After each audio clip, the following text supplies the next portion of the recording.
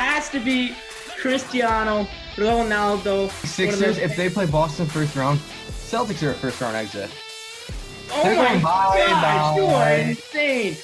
And all 4 games that they lost in the ALCS were in Houston, the only place that they were cheating. Now, The same way he's been playing, it doesn't matter. Sam Darnold has that coaching staff and that playbook. He's a better player.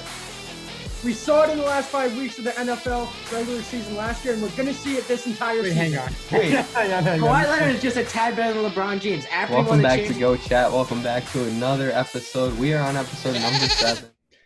Welcome back to Go Chat for our 9th episode. We are so excited to have you back. We got a great episode planned. Once again, thank you for all the support on Instagram and YouTube and TikTok and Twitter. We appreciate all of our followers that constantly support us. We're ready to hop into this episode. Let's get straight to it. So we're going to start off with our signature GOAT of the Number segment, which is now sponsored by 1306 Sports. They broadcast our podcast on their network and on their website, and they're just a great company overall. They produce great sports content. So if we're not enough for you, you could go over there and check them out too. But anyways, let's hop in right into the GOAT of the Number. Connor Wood, who is your GOAT of the number 9? So, I mean, it's, in my opinion, it was pretty obvious when I was given this question. It's Drew Brees, I really think. I mean, 77,000 career yards. He's the all-time passing touchdowns leader through this past season with 547. He's been to the Pro Bowl 13 times. He is a Super Bowl champ. And like I've said in previous episodes, it's more about just what we do on the field. And he won the Walter Payton Man of the Year award back in 2006. So he's giving those off-field commitments. And I think his Walter Payton Man of the Year award from 2006 was with all of his relief from Hurricane Katrina down there in New Orleans. So that year. So, I mean, he definitely gave back to the city of New Orleans when they were struck with that devastation. So that just makes him even better. So he's the GOAT of the number 9. That's a great choice. Tommy, what about you? well, it pains me to do it, but I'm going to have to go with a Boston Red Sox for the GOAT of the number 9, Ted Williams, one of the best pure hitters of all time. He's a Hall of Famer, 2-time MVP, and he won 2 Triple Crowns, which is pretty incredible. A 19-time All-Star, and he won 6 batting titles, over 2,600 career hits, and he was a .344 lifetime hitter. You have to respect the type of hitter he was. I mean, you just don't really see that today. An incredible player, so I'm going to go Ted Williams for the GOAT of the number 9. Another great choice, Tommy. Matt, who is your GOAT of the number 9? I mean, I gotta agree with Connor. He said it great. It's definitely Drew Brees. I mean, where to even start about him? You know, Connor said that he's got the most career passing yards, the most career completions, also touchdown passes, in 9 less games than Tom Brady, who trails him with these records. You know, Connor mentioned the Pro Bowl, the Super Bowl, 2-time passer rating leader. Like, I could go on and on. But, you know, off the field, he also is one of the – I honestly think that he's one of the greatest people, greatest athlete off the field.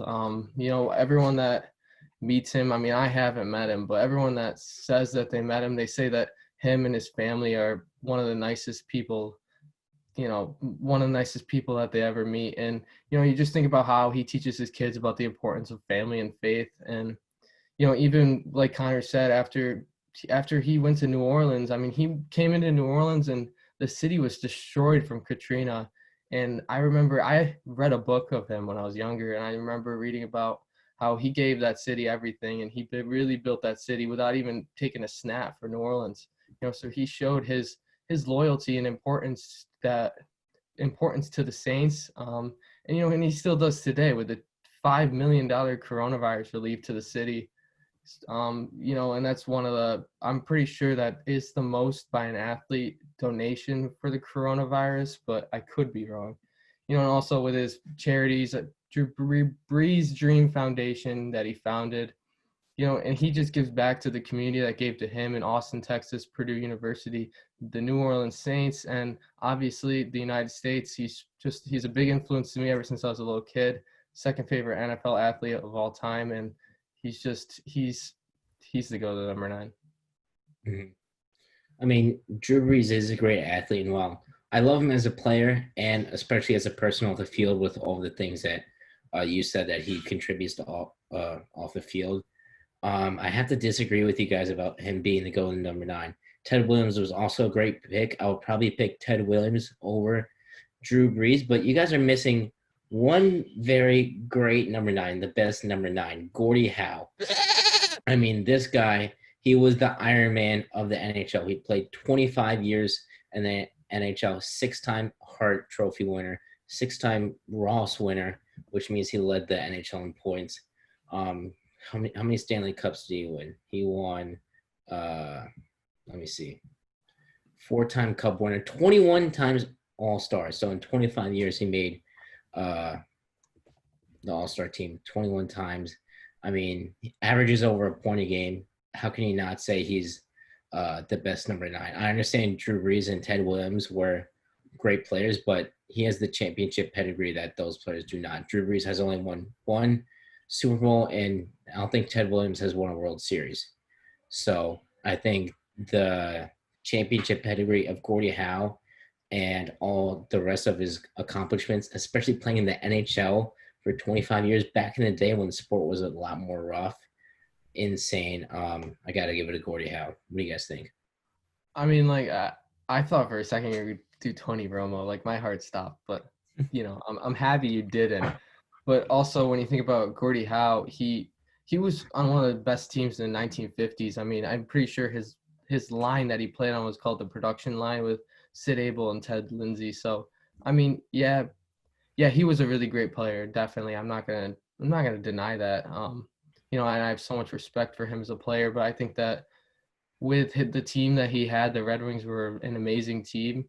I think that if Drew Brees, yes, he has Alvin Kamara, yes, he has Michael Thomas, but I think that if he had maybe a better team, he'd win more Super Bowls. But, and I'd also admit that there were times where Drew Brees definitely underperformed at, like I'm just picturing right now the Minnesota game the Rams where he threw a pick at the end, even though there was that one call, but still.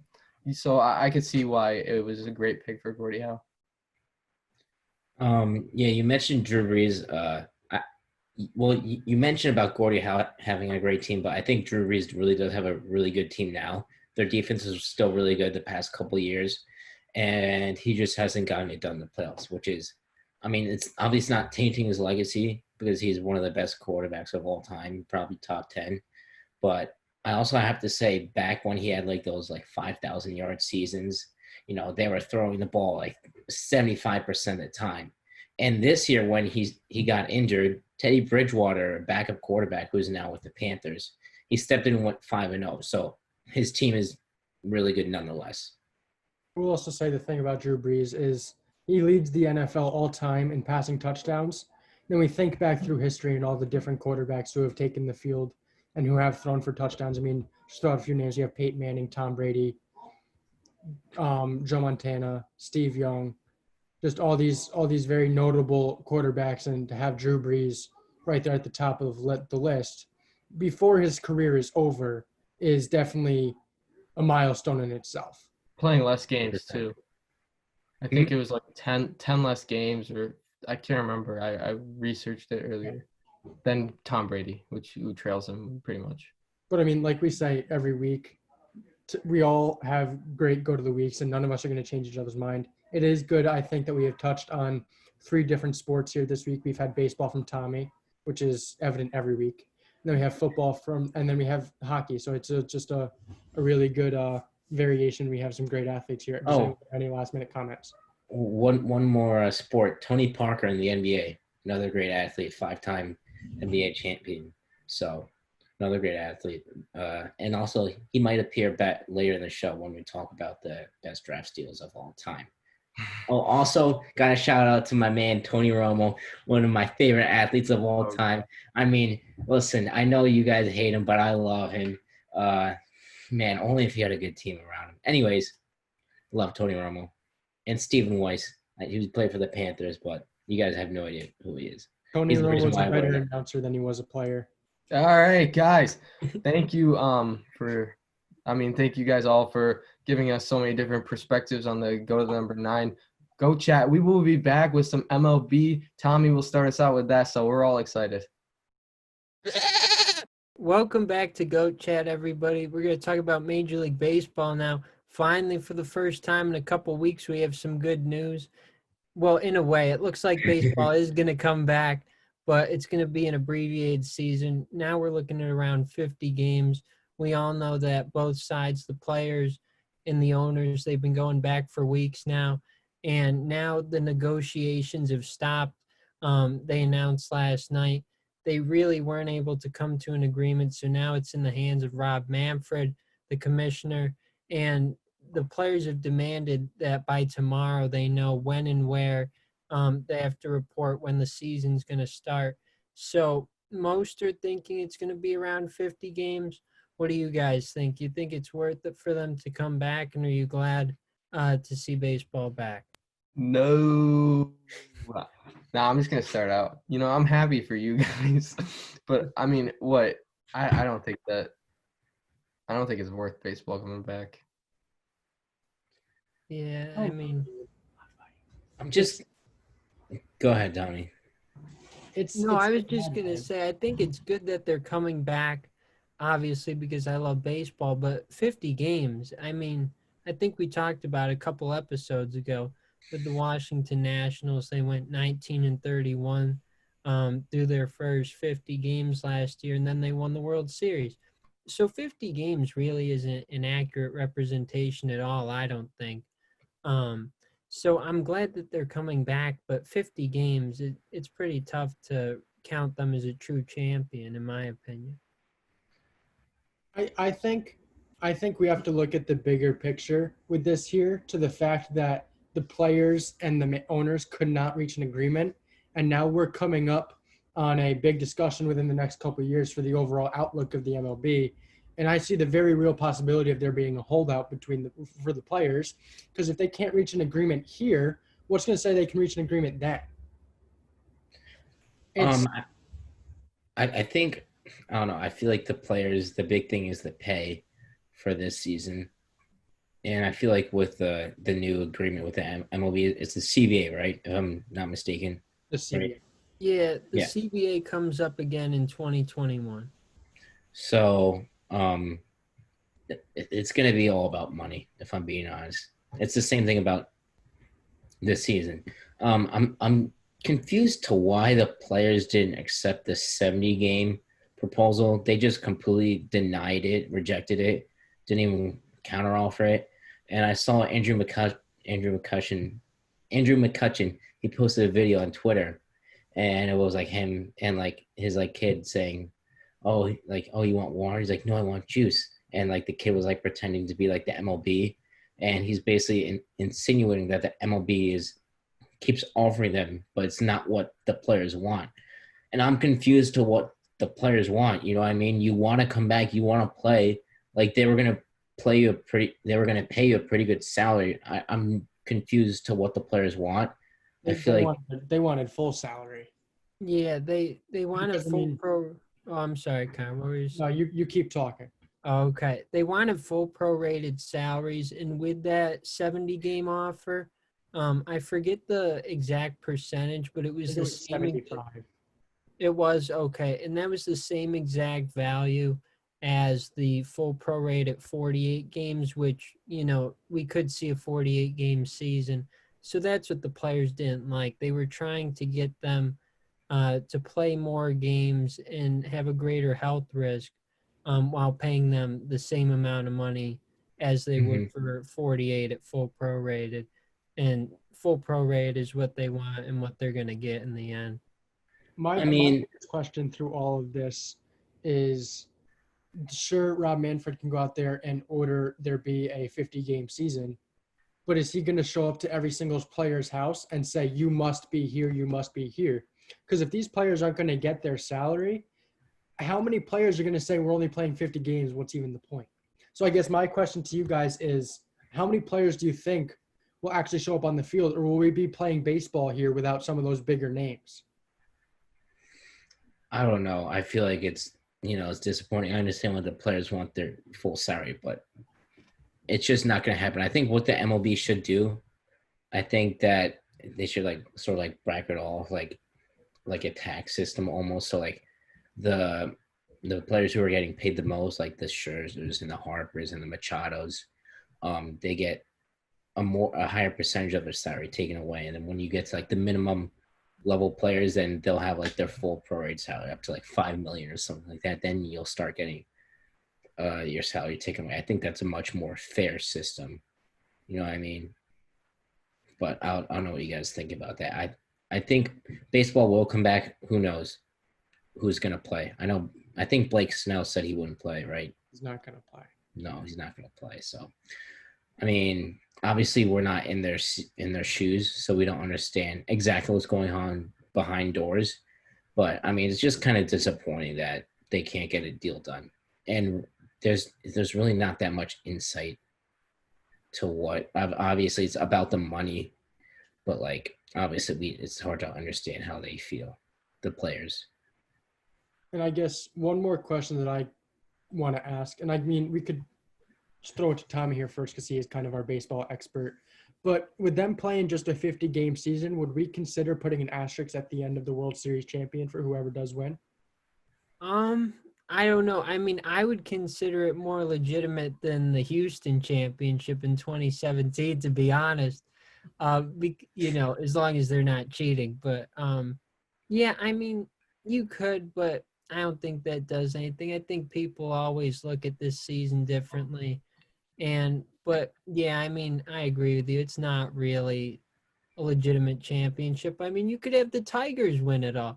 No disrespect to the Tigers, but they're not in a good spot right now. But they did get the first overall pick. So they're trending in the right direction. They're looking to turn it around. But yeah, it's no, it's really not going to be the same. I'll tell you what Tommy's thinking. Tommy's thinking it's going to be an asterisk unless the Yankees win. No, even if the Yankees win it, I know that it's not going to be the same because especially like look at last year's Yankee team. They had the most injuries out of any team in baseball history, which, they still ended up doing well, but that wouldn't happen every year. So, I mean, the Yankees could win it, but who's to say that they wouldn't have had an injury and, they wouldn't have gotten there. So you have to look at all that, and it'll definitely be interesting, but I'm glad that baseball is coming back. I mean, talking about cheating, the Yankees seem like they're involved now too, using the bullpen phone illegally. What do you have to say about that, all you Yankees fans and the hypocrites that you might be, if the Yankees are proved to be cheating? At this point, they are rumors, but like I like to say, where there's smoke, there's fire. I feel like something's coming up. Yankees cheaters, makes sense. Well, how else will they have the most injuries in baseball history, but still win 100 games? Because they're the New York Yankees. They're going for depth. The saddest thing is they cheated it but didn't win. That's kind of yeah. No, I mean, wait. You just didn't use your resources correctly. That is not true. First of all, this happened in 2015. This incident that they're talking about. Oh, so you just gave like the idea. I mean, they haven't been caught. So who said they were stopping? What do you mean? We got fined for it. I'm sorry to say we. The Yankees got fined for it, and yeah, this happened in 2015. They got their penalty in 2017, and they haven't done anything since. And it was reported last night by Andy Martino of SNY that they did not sign Steele, and that's not what the letter says. And for those of you that don't know, DraftKings is currently in a lawsuit with Major League Baseball saying that people that use their site lost out on money from the Red Sox, Astros, and now they're saying the Yankees because of sign stealing. And the Yankees don't want this letter released. They've reportedly said that it could cause damage to their reputation, but they say that it doesn't have to do with sign stealing. And that's going to be revealed tomorrow, what that means exactly. But Big so news. it could be something that doesn't have to do with cheating. Well, at least not sign stealing. I don't know. It doesn't sound good overall, but Let me just say one thing to Mike here too. Is Mike is calling Yankee fans hypocrites for saying about the Astros, but Mike is also someone who has said that he doesn't believe in rumors when talking about Dak Prescott's contract. But the second there's a rumor about a team that Mike doesn't like, it must be true. I've said everything about I've told you that the rumors about Dak's contract are over the years. There's nothing coming about a disagreement over the money. So I don't know where you're getting that argument from. I'm saying Skip Bayless saying that Dak wants $40 million a year is false. There are no rumors behind that. There's no truth behind that. How do you know? How do you know? Just like how you don't know that the Yankees were actually being Stein stealing. You don't know what Dak's numbers actually were. Therefore, you're being the hypocrite for saying the Yankees are automatically stealing when you're not doing the same thing for the Dak.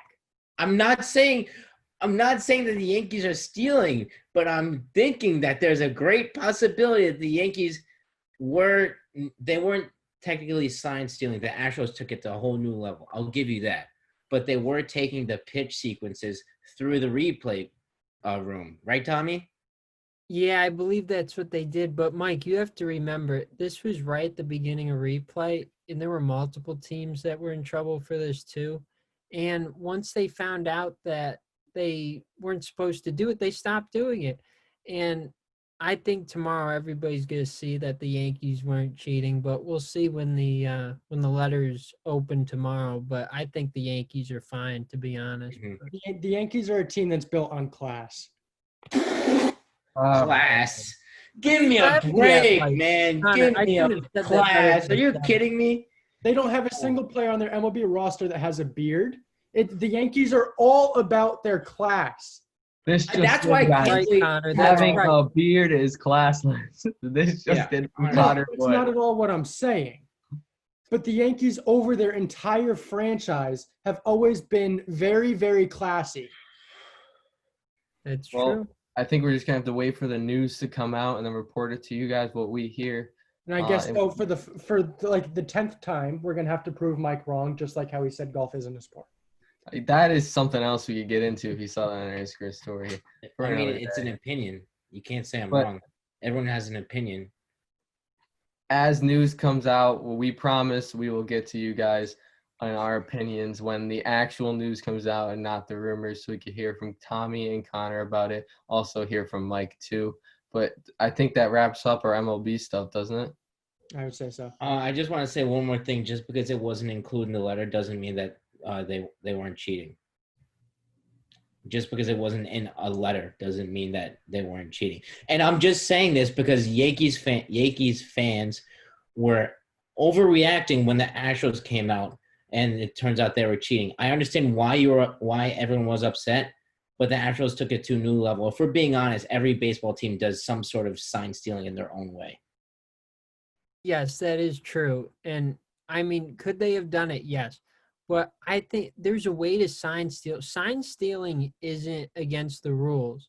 You just can't use like electronics to do it. Yeah, I understand that. But I just thought that the reaction by Yankees fans was way over the top. Okay, I can see where you're coming from, but I don't think it's over the top when you're one win away from the World Series and you lose all 4 games at a stadium where they cheated in all 4 games. I don't think that's overreacting at all, but that's just my opinion.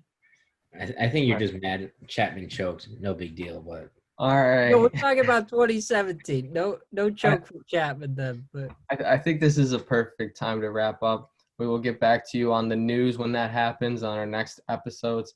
If we hear something about the MLB with the games too. But other than that, we are going to move into our next topic coming up next.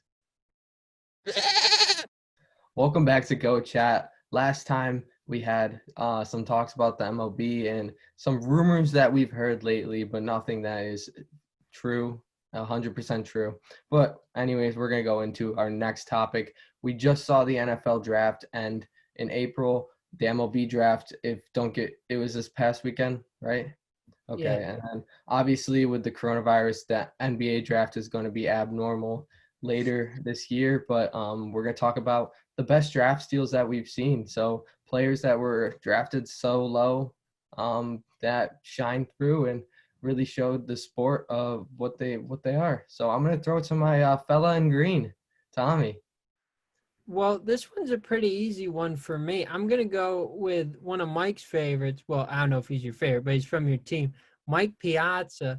For those of you that don't know, the Hall of Fame catcher was drafted in the 62nd round, pick 1,090 in the 1988 draft. And his, I believe it was his godfather, Tommy Lasorda, the manager of the Los Angeles Dodgers, and he kind of picked him as a favor to his family, not really thinking he was going to do anything. And he became one of the best hitting catchers of all time. He impressed in his rookie year, and he won the Rookie of the Year. And he appeared in 12 All-Star games. He was a 10-time Silver Slugger. He hit .308, and he had 427 career home runs. So one of the best hitting catchers of all time, and drafted so late in the 1988 draft. So I'm going to have to go with Mike on that one. Awesome. What about you, Connor? Well, I mean, I'm going to have to go to NFL. It's really paining me to say this, but he's the greatest quarterback of all time. 6th round pick, it's Tom Brady. I mean, he drafted out of Michigan. He was a super out of shape quarterback who had a subpar combine, who was taken 6th round by the Patriots. And if it wasn't for Drew Bledsoe getting hurt against the Jets on that Monday night game, who knows where Tom Brady would be right now. But obviously he's turned out to be the greatest quarterback in NFL history, and it's the biggest draft steal. Yeah. Do we hear an ice cream truck? But Mike, what about you? Let's just get through. I mean, there are countless draft steals, and that was a great choice, Tommy. I thought you were going to say Jacob deGrom, but Mike Piazza, definitely one of the most underrated players of all time. He was unstoppable at the plate as a catcher. But anyways, talking about Jacob deGrom, I think he is definitely one of the best draft steals of all time. He was selected in the 9th round. He converted from shortstop to pitcher, which is something you don't normally see happen. But regardless of that, he's won 2 straight Cy Youngs in a row, and the only pitchers to win 2 Cy Youngs, not even consecutive, just in their whole career, they've been drafted in the 1st or 2nd round. So you look at Jacob deGrom and what he's been able to do, and he still has many more Cy Youngs to win. Hopefully, maybe a couple World Series in there, but I doubt it's going to happen. I mean, That's funny. I mean, I found the stat on Twitter the other day. He's made, with the Mets, he's made 68 quality starts without a victory. He's 0-23 in those games with a 2.2 ERA.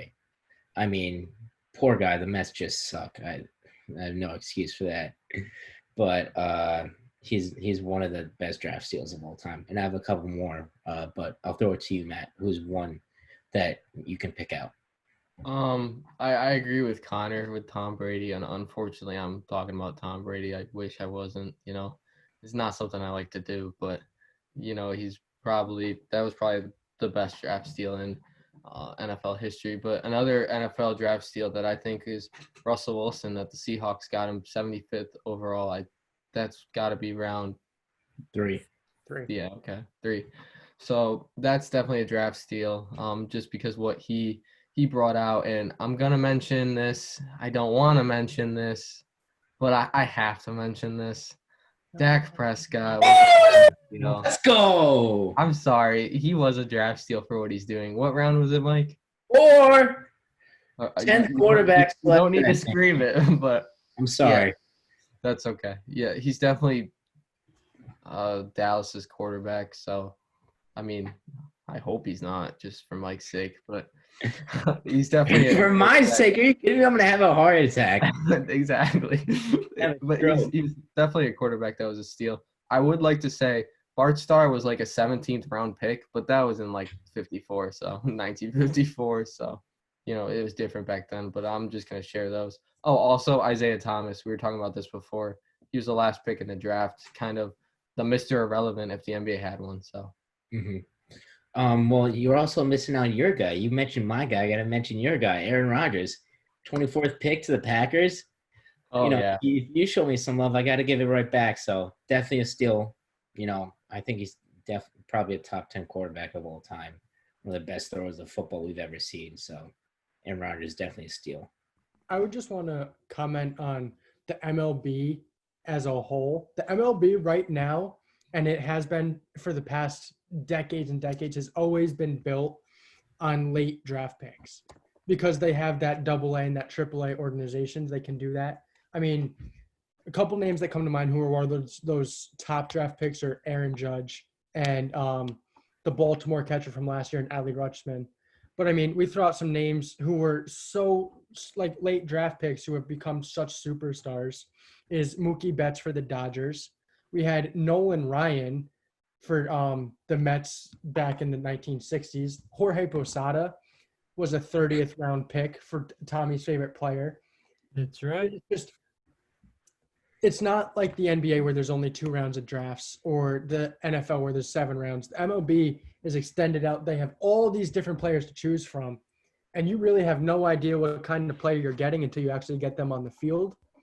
And then it's just the MLB is really built through the draft. And I think I love the way the MLB is, just with their draft scheme and with the organizations. I think with the MLB, it's probably – if you're an MLB scout, it has to be one of the hardest jobs ever. You have so many players to sift through, and you have so many rounds to, pick, and you really got to nail those late round picks. And because even if they might not become superstars, they could become pivotal role players on a championship team. So definitely, I think the MLB draft is really tough. I think we've hit MLB, NBA a little, and then NFL.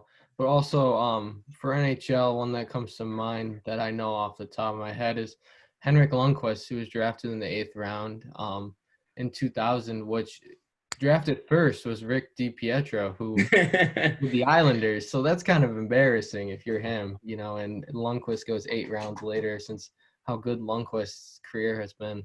Obviously on a downfall now, but he's had a great career. Also another goalie that was drafted really late. In the 10th round, Dominic Hasek, 6-time Vezina winner. I'm not sure if any goalie has matched that, but absolutely insane.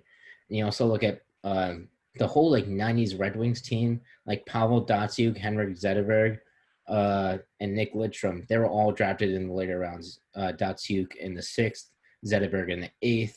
And I'm not sure when Lidstrom was drafted, but he was drafted later. The third? Okay. Yeah.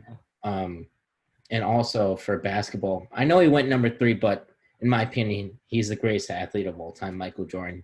I don't care. And also we're missing on Kobe Bryant.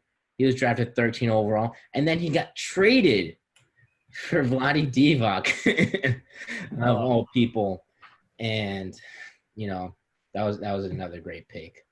I would say a few bigger names in the NBA who are more recent, who went in the middle of the 1st round when they should have, now after seeing their superstardom, should have been much higher, are Kawhi Leonard and Giannis Antetokounmpo. Antetokounmpo went 15th overall, and I think Kawhi went 16 or 17. I think he was 14th. I think he might have been 15th as well. I think he was 15th. Yep. But I mean, those are two big names. I mean, Kawhi's now got a championship ring, and it looks like Giannis might be on his way to one. So those are 2 names who sat in the middle of a 1st round of the NBA who should have been much higher, and I think they are big steals for the Bucks. And also, wasn't Kawhi Leonard originally drafted by the Pacers? Yeah, got traded. And then he was traded similar to Kobe Bryant. Jeez, Indiana, how you feeling now? Kawhi's about to have 3 rings. Kind of crazy.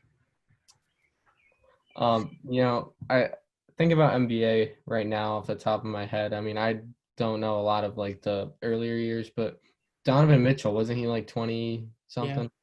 Yeah. I think. I mean that was kind of a good steal for the Jazz getting him. We haven't seen him at his top what he could do, but he's definitely an upcoming guard in the NBA. And Mike had mentioned Tony Parker. Tony Parker and Manu Ginobili. Manu Ginobili was the 57th overall pick in a time when there were only 58 picks in the NBA draft. So he was almost Mr. Relevant, just like Isaiah Thomas. Played one of the biggest roles on the Spurs championship team as a sixth man, even though he really wasn't a sixth man. He was one of the best players on the team. But those are two big draft steals. And also I have two from the 90s Broncos. Shannon Sharp, who was drafted in the 7th round, and Terrell Davis, who was drafted in the 6th round. I just want to shout him out really quick. Definitely, especially Terrell Davis. He led the Broncos to their two championships. While we are talking about the draft, I just have one more question for each of you guys. If you guys can just give me one person who was the biggest bust in your mind for a draft. I'll start because I know mine right off the top of my head. It is in the NFL. It's Trent Richardson, the running back from Alabama, who was taken by the Browns, 2nd overall, I believe. It was definitely high. Well, he had a good first year, I think. Yeah, like it's not like he did bad right away, but that's definitely a bust. I'll give each of you guys one person for a biggest bust, and then I think we can wrap this segment up. I'm thinking of Anthony Bennett. Yeah. First pick for the Cavs. That was awful. Like I don't even I didn't know about him, and that was just the first pick, so it was wild. Tommy, what do you think? I'll go last. I hate to do it because I think he's a good person, but I'm gonna say Tim Tebow on this one. He was drafted in the 1st round, and now he's playing baseball a few years later. So obviously, didn't work out for Tim. But he's trying to make it work in Major League Baseball. I don't know if he'll quite get there. And he did have some success, though, right, in the NFL? Yeah, he had a memorable playoff game against the Steelers. Yeah. I remember that. I was watching that one. That was a tough one. But he had some success, and didn't they want him to, switch positions? There was always talk about him trying to switch to a tight end. He was with the Jets for a year, and they used him as on their punt team. So, I mean, he was never really valued as a quarterback. Okay. Yeah, that's a good pick, Tommy. Thank you. Well, definitely Matt mentioned him earlier, Rick DiPietro. I mean, he was seen as the next Dominic Hasek or any other great goaltender you could think of. I mean, he just played horrible in the NHL. He was absolutely horrible, and I think he's a big reason why goalies don't get drafted as high as they used to because of how much of a bust he was. But I got Rick DiPietro and also Ryan Leaf. He was compared to Peyton Manning in college. It was like a toss-up for the number 1 pick. And Peyton Manning turns out to be one of the best quarterbacks of all time. And Ryan Leaf is a complete bust. Probably working at McDonald's now or something. But, yeah, huge bust. Does anyone have any last-second names to throw out here?